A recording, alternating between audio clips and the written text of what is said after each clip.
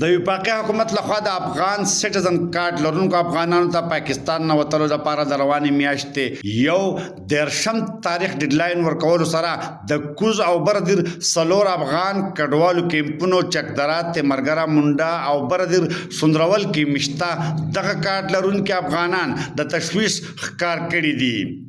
چکدرې کې نه داود خبرې کوم. زما د بچیانو ټول کارټونه پی او آر دي او زما ای سی سی کارت دی.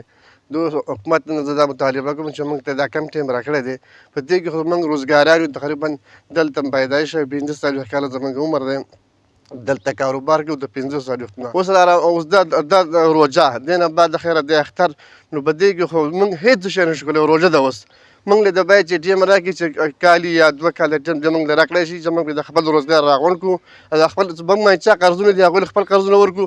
زموږ چې به چا باندې قرضونه دي موږ د خپل قرضونه ته راوباسو او د خیره موږ به ځان برابر کړو. انشاءالله موږ به بیا د خیره سره ځو. خو موږ ته د باید چې ټیم راکړی شي. اوس دا روژه او ټیم دی ډېر کم، په دې کې هېڅ هم نه کېږي.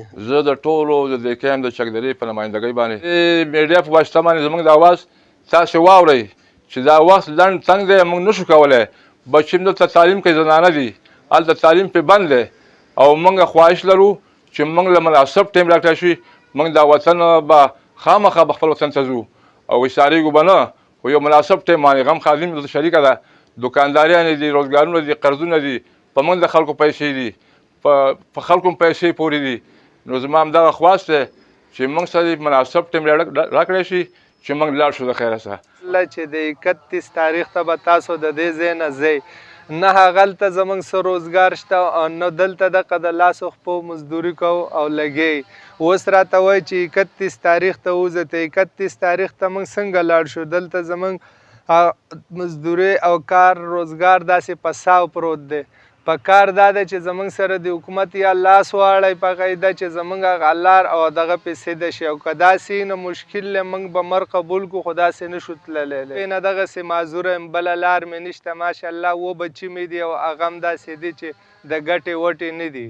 بلخوا مقامي پولیسو د افغان سټیزن کارت لرونکو افغانانو تصدیق او کیمپونو کې موجودګۍ د پاره سروې آغاز هم کړی دی. دې معلومات کوو چې دا موجوده چېرته دي، په کیمپ کې دي، د کیمپ نه بهر اوسېږي یا چې په مزدورو کې دي، هغې متعلق تپوس کوو، د بچو متعلق تپوس کوو، عمرونو تپوس کوو. بس دغه متعلق ډېټا اتیا اخلو او ځان سره اکاونټ کوو. د افغان کډوالو کوز او بردیر ډسټرکټ ایڈمنسټریټر همایون خان د وینا تر مخه په کوز دیر کې 1515 ای سی سی کارت لرونکي افغانان شامل دي چې پکې ساده خپلو کورنو سره کیمپونو او ساده کیمپونو نه بهر اوسېږي. همدغه شان بردیر کې هم 300 یو کم 13 کسان موجود دي. په کوز دیر کې مشته افغانان هغه که د ای سی سی کارت دي او که د پیغوار د حکومت د فیصلې لوجې د تشویش ښکار دي. محمد اسرار، خیبر نیوز، چکدره، کوز دیر.